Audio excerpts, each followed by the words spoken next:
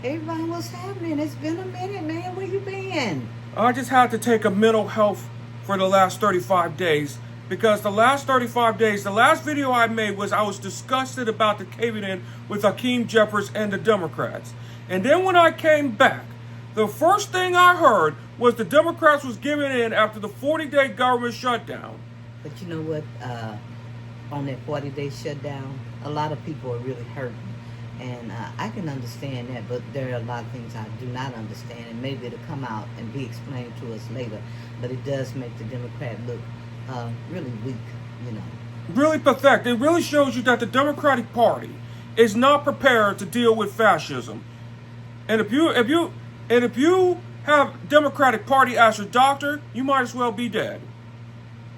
You might as well be dead. Yep, you might as well be dead. You might as well just spread the cancer if you're a cancer survivor, and if the Democratic Party was your doctor, you might as well just let them spread to stage 4. But what happened with when you went out to see it? Hakim, he crashed on the Democrats. What was going on at that time? What he was going on at that time was he did not want to endorse a Democratic leader that we need in New York in Zohran Mamdani. And instead of thinking about, they seem like they're jumping ahead of themselves because it's something that's really important. They're looking at the next president when we need to be dealing with everything in this moment in time. And we need to be looking at the services that's been rendered by, Or cutting of services. There is no services even rendered. Mm-hmm. They don't really care. They want you to even starve. And the Pentagon, under Secretary of Defense, I don't even give it the respect of Secretary of War, Pete Hegseth, is planning on martial law. When you cut food stamps, then people get mad and steal. And then the other people that don't steal, they're going to threaten the other person that said, if you steal my cart and steal my groceries, then it's going to be the end of your life. And what's end up going to happen is going to be really horrible news to say. It's going to be martial law. And the Pentagon has been planning for this. Well, when we go back to who serves the people, I think at this moment in time, people have forgot. They have forgot about the truth, because a lot of information that they get it's not even half truth anymore. It's really blatant. It's blatant lies. It's what it is. It is blatant lies. And what doesn't really look good at this moment in time is you got a split screen, a side by side, where you have one party that says that they are the party of what? They're the GOP, that's part of anti-government, which is the party of pedophiles, and then you got the Democratic Party, that's a party of caving. The party, yeah, and that's giving up your leverage. That is what is really going on today. And the thing about it, people are going to have to know that it's going to be the people that has the power. It's going to be the people, and it's going to be the No Kings movement and the progressive and the base that's going to save the Democratic Party. It's not going to be the leaders. When the Democrats do get back to House, it will be no thanks to Chuck Schumer. It will be no thanks to Hakim Jefferies. Period. It's going to be the grassroots that's going to save our bacon. And we just got tired of all the speeches and the theater, because what we need is service. The word is service. President Obama, President number 44, said it out loud, the quiet part out loud. If it gets to the point that we cannot serve the people and we are being served by the GOP, then it's something wrong. It's a shame that you have to go in the dark and make decisions behind the people's back. Like the shadow docket, for instance, one-word explanations. Like the shadow docket. And when I came back, when I took off, we were losing on the Section 2 of the Voting Rights Act. And the gaslighting that was going on with the NAACP lawyer, that the NAACP lawyer did a very excellent job in this case. And Kawaja Brown was doing excellent for Section 2, even on the losing side. But when she made the decision about the SNAP... that was not her Yeah, a lot of people didn't. A decision can be made, and they don't have all the ins and outs of that decision. But you got to understand one thing, and this is what the people fail to realize. If Ketanji Brown Jackson made that decision, the decision was based on the services that she has given to the people. You got to look at the consistency of Ketanji Brown Jackson. And when she made that decision, it was no doubt in my mind. I never thought at one point that she made a decision against the people, because the whole time she has been up there advocating She's been advocating for the people. She is the female version of Thurgood Marshall of our time. Yeah. That's what she is. And so I wasn't really disturbed by that decision. I just knew that there might be other levels that we might not understand, but that she was playing a higher game of chess. And to benefit the people. Sometimes we have to step back, and a person might do something. You say, well, why did she do that? It's a higher game. It's a longer chess pace. It's a longer term strategy, and that's what most people do. We're just looking for the here and now, and not looking for what is the long-term strategy. What did China tell America? They've been in the game for how many years? They've been there for 5,000 years, and there's going to be a China before the United States, and it'll be a China after the United States. China thinks in 100 years. Right. They don't think in 4 to 8 years. They don't think about the next election like we do. But when we saw that race with Mamdani, we saw the people was being tired, and they wanted somebody that was going to be for the people. For the people, and that's what you even see in New York. Like, I saw one shirt that even said MAGA for Zohran Mamdani. That really tells you something. MAGA for Alexander Ocasio-Cortez. What does that tell you? That tells you that they're not only tired of the corporate Democrats. They're tired of the Republican Party, but they're also tired of the corporate Democrats, the Schumers, the Hakim Jefferies, the sellout Democrats like the John Fettermans, Lisa Cortez Mastro, Angus King. They're tired of these sellout fake Democrats and corporate Democrats. That's what they're really tired of. And really, what people got to understand, and Mark Elias has said many times, this is not going to be something that's going to be done overnight, because a lot has been disrupted. But in the disruption, what we have to realize that things might not need to be held onto, but or overhauled. They might need to. They just need to dump. They need to just. Some of the things just needs to die and then just start over. Yeah. And we need to build a new ideals and new programs and start over again. And right there, we might need new Democratic leadership. And younger Democratic leadership too, because if you look at the Democratic Party, 30% in the Democratic caucus is over 75 years old and over. 30%. And another thing, we do a lot of reading, and it's kind of like if a med student go into the hospital during their program, being an intern, once they start reading, they get a lot of information that they didn't know, and so they're feeling like, ooh, we're having a lot of symptoms, and they have to step back and say, oh, we didn't have this information, and now that we got this information, boy, we got a lot more to judge and go on. We're not so quick to make those big decisions, or we assume things about people. So the bottom line is, once we start reading, and we start reading about the different judges, and the last book that we got, and shout out to Michael Popak, was what? Without Precedent. Without Precedent. And we found out a lot of things, John Roberts, a lot of things that he had done. We want you all to really get this book. And then I read an audio book that was called Lawless about the Supreme Court, when they talked about ruling based on feelings and vibes, and the history of that case and their feelings. Yeah, and that is happening in this Supreme Court, because they're based, they're basing everything off of their feelings, not for the people, but based on their feelings and the original Constitution. If you talk about the original Constitution, that means that back to the days of slavery, women would be back to being property in basically because women in the 1950s couldn't even enter a contract without a man. And black people were not even allowed to have what they call forced non-compete charges.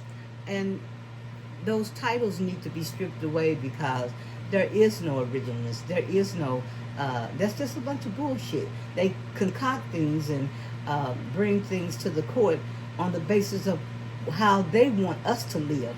That shit is based on, what the Koch brothers got them doing behind the scenes, what maybe Vaught or Miller, it's because you got to ask yourself, who is the president now? Because they showed a picture of the president when a man had fell out. And what was he doing? He was staring into the camera. DTT was staring into the camera. So the real president of the United States is Vaught. It could be Pam Bondi, the Roy Cohn. It could be Miller, anybody. It could be Musk, But what we're trying to say is, sometimes you have to step back. It is not about like and subscribe. Maybe, and we want to see everybody out there building their channels. It'll come a time for us. And right now, we're more concerned about our government. We're concerned about humanity. We're concerned about whether we're going to be feeding and whether we're going to be hungry the next week, or whether you're going to have a job. Because one of the things that Amazon and Walmart even said, if we don't even have a good fourth quarter, then your job may not be available by 2026. And when the election came, what was horrible, and we had just talked about this, is that Trump had threw Cuomo in the race. And he could do his Andrew Cuomo, because here's the thing. If Andrew Cuomo would have won that race for New York mayor, he would have had leverage over Andrew Cuomo. Andrew Cuomo is a disgraced governor of Mario Cuomo. But also what he was saying is, if we don't choose the person that he wants as a Democrat, then New York is going to be punished. He's going to punish them like New York rejected him. And they're saying that, you know what? They're stepping up. They're saying, go for it, because we're ready for this fight. We're tired of you. We don't want the choices. You can't come in, and that's not the way the Constitution works. You don't choose for us, and that's what they're trying to do. That is what authoritarian is. We're seeing it live and in action. We're seeing that the people that serve and the people that don't serve. That's why I told you, even coming back in, I said, don't get upset about Ketanji's decision, because the people that step behind the scene when they do the shadow dockets, they have no integrity. They have to go into the night and make these decisions and hide, because they basically are ashamed of their decisions. They are ashamed. Amy Coney Barrett is ashamed. Who else is ashamed? We know that Judge Kavanaugh, and then there's two that have no shame, and that's Clarence Thomas and Sam Alito. They have no shame. Yeah. And we know Neil Gorsuch definitely has no shame, because Neil Gorsuch's mother used to be the EPA. She was anti-government. And what John Roberts has done, in order for him to realize that, he has brought shame to the courts. Even worse than Roger B. Taney. Roger B. Taney, and Roger B. Taney's worst decision was what? His worst decision, he had a couple of worst decisions. One of the worst decisions was slavery. Yeah, and that's kind of what... And Roberts is even worse than Roger Taney. And he walks around in his robe and saying that, oh, we're scared. He jeopardized the life of his colleagues. He jeopardized our company life. He reconstructed the Constitution under what he wanted it to be. Now he see that there's a man that he cannot control. Trump doesn't care about any of this. All this shit is Vaught and who else? All this is Vaught and Stephen Miller. Yeah. And their dreams is to deport not just the immigrants, but to deport black people too. And the first step towards getting rid of deportation of black people was Section 2 of the Voting Rights Act. And what they're seeing is the people really don't want this. They really don't. They don't like it at all. And they said when Mamdani won, we cannot live in a world of all whites. DEI is what we need. It is saying that and if you really think about it, inclusive environment for all, and not for one. That's right, because if you get rid of DEI, that is really anti-business. Is getting rid of DEI is the most unwise business decision. It is also anti-business. Look at what's happening with CBS, for example. When Barry Weiss, that's now the CEO of CBS, fired all the black people and reassigned the white people, dumping diversity. And the good news is that it has showed us who the enemy is. It held up a mirror. That mirror let us know that these people are not for us. They're not for us. They're against us. They are against us. They even want to see you starve or see you dead or see you back in slavery or deported. It's just like the decisions that some of the attorneys made. The attorneys went out there, and we had talked about that. And I said, Woody, if you go to an attorney and you see this attorney bend the knee to DJT, then basically he can't defend you. If I see him go out there and say, we're gonna do business together, but suppose DJT called upon them to do something, and then you're the client, he's gonna bend the knee again. He's gonna bend the knee and destroy your business. That's right. What's gonna end up happening. Because you may be the client that be the enemy of DJT. Yeah, because if he cannot stand up against what is wrong, I said absolutely wrong, then he cannot defend you either. And that's bad. And I think a lot of the judges, a lot of the people, they're bar, and they're looking at this constitutional lawyer, calling them back in and saying, hey, you know what? This was unethical. What you did when you went out there and put those, said bent the knee when you could have fought this in court. We don't want people like you to come back in under the new administration, because you did it once and you'll do it again. And that was you sold out for profit. That's what you did. When you sold out to this man, you sold out your clients. And you shouldn't even have a clientele. You shouldn't even have it. And those lawyers should not even exist. You should be out of business. They should be disbarred for it. Yeah. That was dishonorable. Yeah, it's dishonorable. And career ending, which they should be disbarred. But DJT ended a lot of people's careers. He ended the Senate's careers, people in Congress' careers, because, like I said, once he held up that mirror, it was based on hatred, racism, and that's a misogynist, mystic decisions. And the sad thing is, a lot of people followed him. Instead of taking responsibility and being held accountable for their action, they went and had set him up as he was some kind of god, and he ain't no god. His own business, and that's why I said he is the most destructive. It's okay to to come away and say, you know what, a lot of the people on the Substacks, they're working really hard for us, but we said, we're not there yet. We're going to get there. And what we're proud of is this is what we are doing, our share, to let people know that you got to come in, you got to read, you got to educate yourself, you got to hold on to the truth. You cannot forget who serves you. You cannot go in serving one man. This is not the one-man state of America. This is the United States of America. And we can't, it is impossible to go up under his rule when the people are starving, and you got him out there with women in a martini glass twirling around and twerking and saying that it's okay for you to starve. This is not a person that we want as a president. And what we got to understand is, how do we want to live the rest of our lives? How do we want our children to live? What are we building on?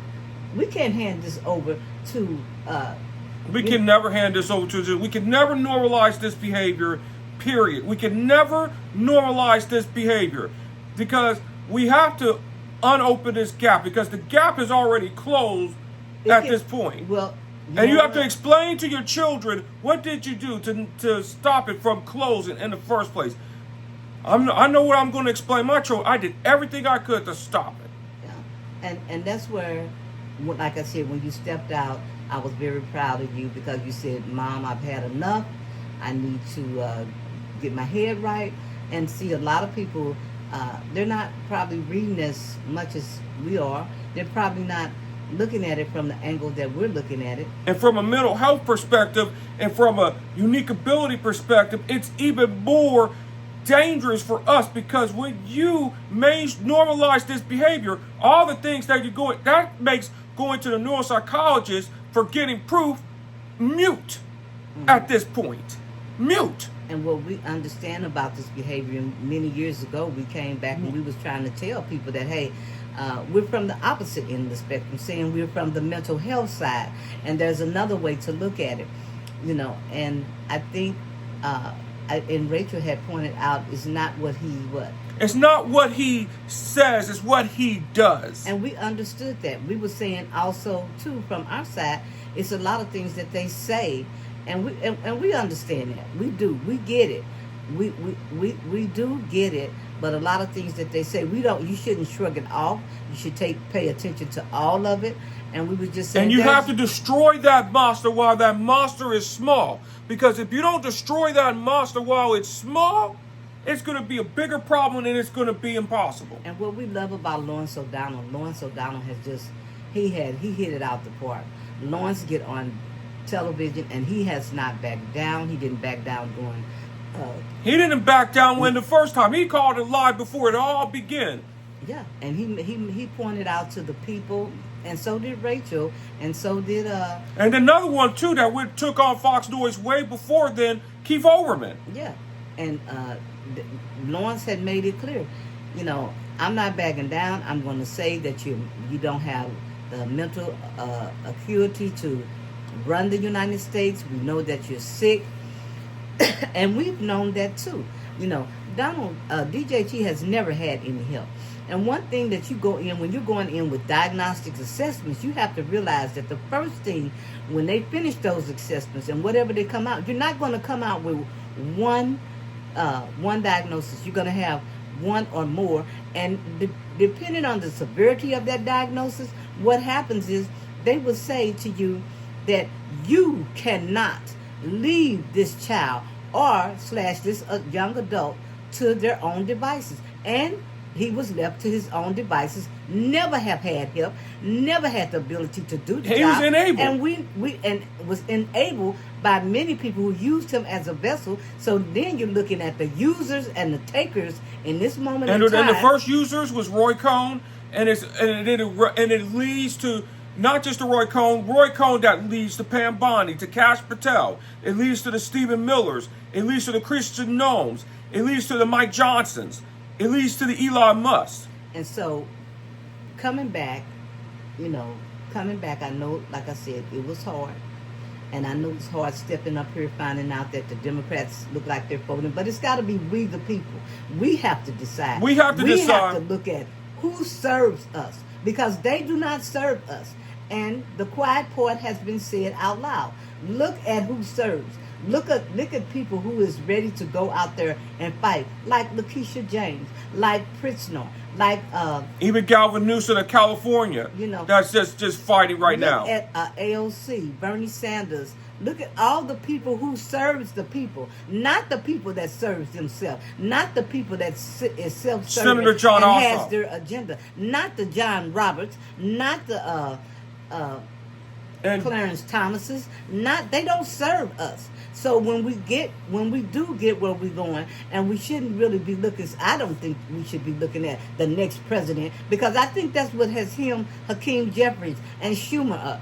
They're looking at for the next leader. We need help right now, ASAP, and we have to decide as the people. We have to decide what we need to do, how we want to be served, because we put them in office. They serve us. We shouldn't be begging for help. This is the richest country, one of the richest countries in the world. It was one and of the our richest. health care is terrible. At 60, let me tell you about our healthcare system. It's 60 in the way the current system right now. We are the 64th healthcare system in the world. 64th. Not first, not second, not third, 64th out of 180 countries. Horrible healthcare system. And we have to beg for food. People out there working. And people that are actually working, the majority of people are working that are on food stamps. They're not buying the crab legs and the nails and the crab legs, and we hear that too. There are some that do that. There's minority percentage. But the bottom line is... But most of the people that are on food stamps, 78% of people on food stamps are white. Only 22% of people on food stamps are black or minority, or people of color. We got to come back and realize the truth. We forgot the truth. And when we serve the truth, we don't want to hear the truth. We got to come back and say, who is serving us? And the DJT administration do not serve us. The Republican Party don't serve us. And the corporate Democrat, I'm talking about the corporate and conservative Democrats, do not serve us. And so how do you want to live in this world? How do you want humanity to look for you? Because the people that's in And power, we also know that tech bros definitely don't serve us. That's right. And so you got to keep that word in your head. Who serves you? What purpose do these people serve? Look at the people that they've used. Look at the takers. And also on the opposite end of the spectrum, flipping it over to the flip side of the chart, we got to realize that you have to give. And the takers, they're not going to give in. A bully, if you give to a bully, you got to keep giving. You got to keep giving. He's just going to come back for more and more and more until you just say, make me. And that's why we don't have the respect for the attorneys that flip over for DJT. Because or the colleges that flip for DJT, like Cornell University, they need to be gone. Or Columbia University, that was another one that caved in to Trump. Anybody that caved in to him, they need to be gone. Period. And out of existence. And if and when we do get back the House, and that hasn't been on our mind. What's been on our mind is fighting and having tools for everything that we need to do now, so that I'm tired of them saying that this is a constitutional crisis. We already been. There is no constitution. The way this is. There is no constitution. And if it is a new constitution, they're going back to the constitution where blacks have no rights. And we need to... And women will be back in the kitchen. That's what they're going back to. We need to really realize that after all is said, we need to start fresh. We need to build. Not from maybe from the old. We don't need to. We need to have new tools. We need to come in different. We need to fight a different war. We need to fight a longer war. A 50-year war. Because the conservatives have fought for 50 years against the rights of women. 50 years against black people for 50 years. So this is not going to be just some 4 to 8 years struggle. This is going to be 50. We got to think like the Chinese. This is going to be 100-year struggle. And we may not be here then, but we may not be here then. What John Roberts and his court has done, with the exception of the people that have served us, and who are they, Wu? With the exception of Kwame Brown Jackson, with the exception of Sotomayor, with the exception of Elaine Kagan, who have really served us, we the people. They have been there for us.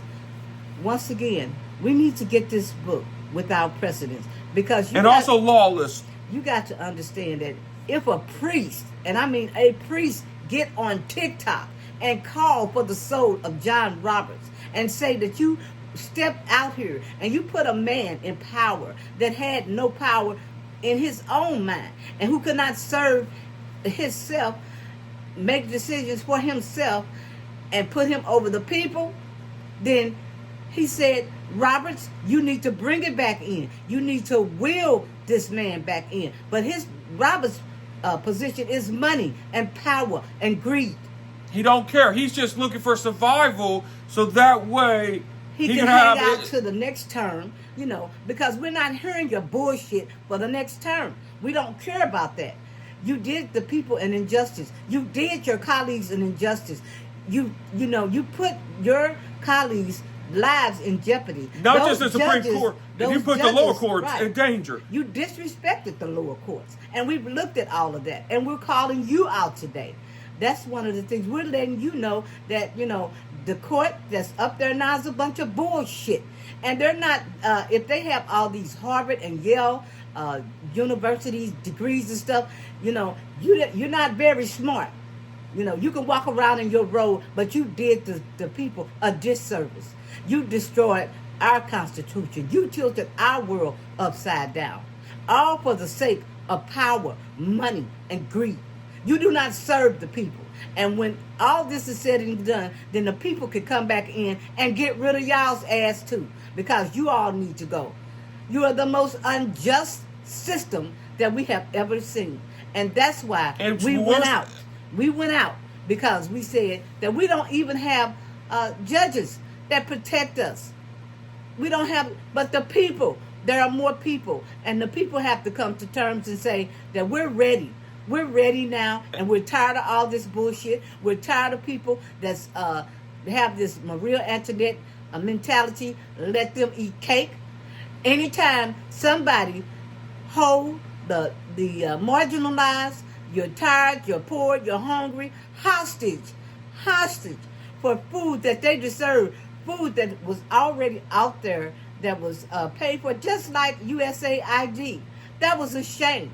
Even Gates had said, for as Elon Musk, what did he say, Woo? He said that he's the world's richest man that killed the poorest children in Africa, which Africa was never poor to begin with. Africa was more mismanaged by the Americans, the French, the Portuguese.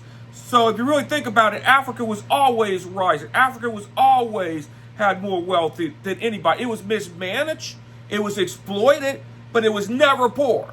Never. It's kind of like the GOP, they go in for humiliation. They go in to attack and have us hungry. They have no humanity. And this is all about humanity. They have no humility whatsoever. And so this is what you got to decide, people. You're going to have to decide. We got to come with the truth. We got to take hatred off the table. Once again, we're taking hatred off the table. Which is an emotion, too. And we also need to take indifference off the table, because that's worse than hatred. Yes. And we got to understand something. This is no longer Democrat or Republican. Let's get that straight. We're twisting that up. It is not about Democrat or Republican. But what this is about is our humanity. It is about democracy. It is about the Constitution and the rule of law, and changing, and laws sometimes have to be destroyed to be changed. And we're going to be in this for the long haul. 50 to 100 years to be exact. And we gotta buckle up. We gotta buckle up, but we gotta decide that people like DJT, that was behavior normalized by the media. The media, like the CBS, like the big corporate media, like the CBS, the Washington Post, that was brought by Jeff Bezos. Then we cannot normalize the behavior of a pedophile. Never. We can never normalize the behavior of a pedophile. And for Mike Johnson to hold out on who is it, Moody? Abel Grajava of Arizona.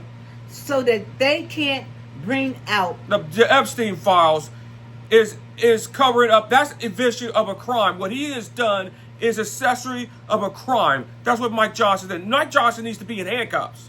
Okay. And one thing too, I want to thank Jack Smith for coming out, because Jack Smith, wherever you are tonight, I hope you learn that silence is not golden. It is not golden. When you don't speak up, silence is complicity. That's right. That's the side, because even when you do nothing, you made a choice. That's right. And so we appreciate you coming out full-fledged. Come out with your boxing club. Come out swinging. As the young lady said, that has taken Trump down again and again. And who was that, Bob? Letitia James. Her speech was so powerful. And she said, inclusive, all of us must stand together. We must stand together. And sometimes if we have to step back, step out, take mental health breaks, do so. But when you come back, put your boxing gloves on and come back. We're gonna come back strong, and we're gonna come back really swinging. We always have witnessed. We know truly what a cancer is. And the cancer is the MAGA movement, Make America Great Again. Make America Great again. What does that mean? Make America great again. It was great when the white man was in charge. It was great when women did not even have permission to be independent. It was great when black men were slaves or even lynched. That's what their America. They want to go back to that America, and we're not going back. The only way forward for African Americans and for minorities is forward. That's it. We can never go back. Never. And we cannot normalize these behaviors. And we can never normalize crime. We can never normalize corruption. And we can never, ever normalize sexual assault and pedophilia. Never. Absolutely. Well, Vaughn, I'm glad that you're back. And even though you're coming back, I'm just glad to be coming back, and I'm gonna be coming back swinging. That's right. And you got a mom here that's going to be swinging with you, because the bottom line is I have learned valuable lessons through my walk of cancer. I understand that anything that eats you is a cancer. Cancer doesn't have to be in your body. No, it doesn't have to be. It could be the relationships that you're in. It could be family members. It could be a job. Pretty soon you ain't going to be having no job real soon. But all of those things are cancers. And anytime you have anything that eats you, you will have to eradicate that problem. You have to get rid of it. You might have to start over, which we're going to probably have to start over in the Democratic Party. Like I said, for us, it's not Democrat, it's not Republican. We're looking at the humanity side. We're looking the mental health side of things. And we're going to have to be really starting over from that all over again. That's what we're going to have to be doing. And we want the people to stand for what they believe. We want the people to understand that this is about truth, not twisting. Because one thing about the truth, it can never be twisted. You can never go in the dark and come out with something different on the truth. The truth is what it is. And everybody has their stance on what their truth may be, but you cannot make up the facts. You can never, you're not entitled to your facts. You're not entitled to your facts. So an opinion is you can just what to do. In strategy, you can strategize for the truth and things like that. Opinions about how to do it and how to make it improve better and ideas for that. But you can never and break the truth. Never. And again, I'm going to say we need you to get this book called Without Precedent. And you also need to read the book called Lawless as well, about this lawless Supreme Court, because this is getting worse and worse and worse. And what we're saying to you is that we don't need low propensity voters. We need voters. We need highly educated voters. And for the low propensity voters, you need to be high propensity voters. And we need to convert the low propensity voters to high propensity voters to begin with. At this moment in time, we want to thank all the Substacks who have fought for the truth, who is out there giving it so much of their time, so much information. And I want to thank Steve Smith, especially because, Steve, I am so busy up reading all this information that you put out. It's just almost overwhelming. But I go from Katie Fang to Brian Tyler Combs to I-Hip to Reese Waters to Tabitha Speaks. We go from Secular Talk. And Midas Touch Network has grown. I'm so proud of them. And Legal AF. It's got, oh my God, it's just so many people. Adam Balkner, Secular Talk. Right. It's just so many people that we just want to thank for making us pay attention, to stop. We reading your information. It's been a lot. Sometimes I get hung up in making comments, but I just want you all to know that, we're there, we're paying attention, and we're not going to be silent. We needed our mental health time. We're coming back. And we're going to be coming back really, really strong, because it is only getting worse. When I came back from this mental health time, it only gets worse from there. But whether it get worse or not, one thing we have to do is we have to speak out. We have to cannot be silent. Never be silent, because if you're silent, then you just made your choice to be complicit. Then you're part of the problem. Right. And once again, Jack Smith, tonight, thank you. We want to hear your voice. We want to hear that second report. And you took a beating, but you learned from that beating. But you learned a lot. And we appreciate that fight. We appreciate you going to bat for us. And once again, Von, I'm glad that you're back.